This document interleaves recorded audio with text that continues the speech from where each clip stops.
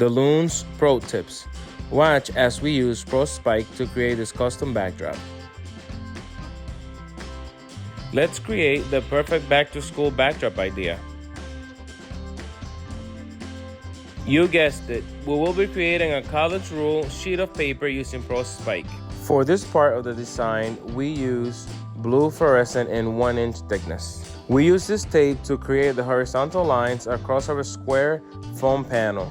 We left a distance of 3 inches between each line.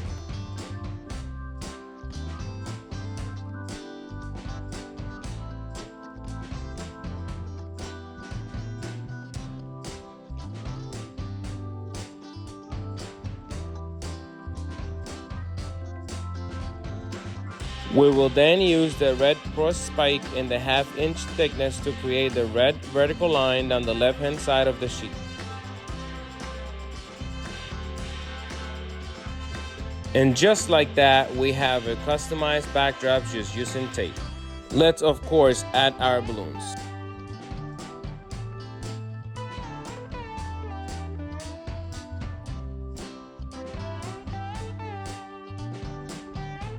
Let's finish this beautiful design using our U-glue strips to incorporate these inflatable pencils.